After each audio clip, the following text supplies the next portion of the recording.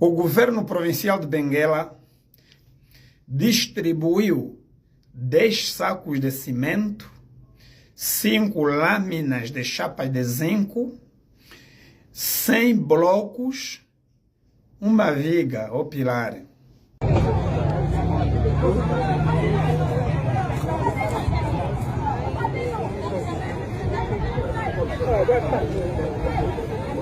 Ao entregar 100 blocos, 10 sacos de cimento, 5 lâminas de chapa de zinco, o governo está a pensar que as pessoas vão construir uma toca para se enfiar lá como um réptil.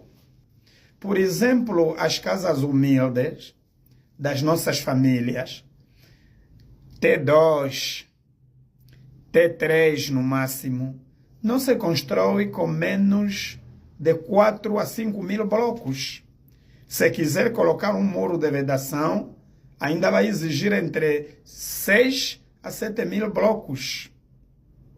Uma casa T3, bem construída, mesmo com condições humildes, ainda precisa aproximadamente 500 a 700 sacos de cimento, que 100 blocos e 10 sacos de cimento nem chega para construir fossa, nem chega para construir uma latrina. Eu volto a tocar no assunto em que já me referi quando isto aconteceu em Benguela, a quando das cheias. O Lubito está cheio de prédios desabitados.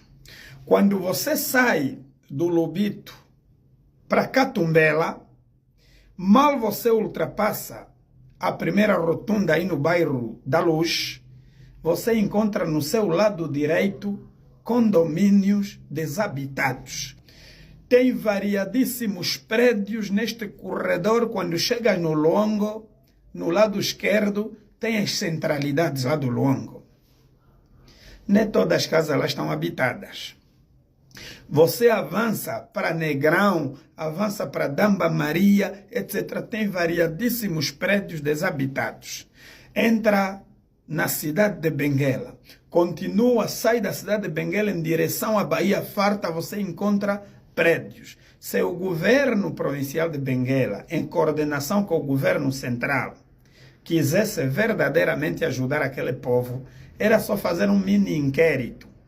Como disseram que as cheias afetaram 3.000 famílias, não seria difícil encontrar 3.000 apartamentos ou 3.000 vivendas. Era só o governo provincial exarar um despacho apelativo de que todos os detentores de casas em Benguela devem, no prazo de 6 meses, declarar as suas casas, porque toda casa que estiver desabitada, nós vamos entregar para as famílias que têm necessidade de casa.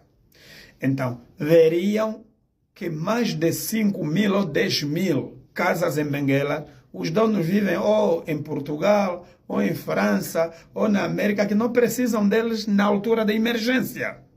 Então você não pode acumular entes sem necessidade. O que o Antônio Paulo Kassoma tinha feito? Eu uso isto a título exemplificativo.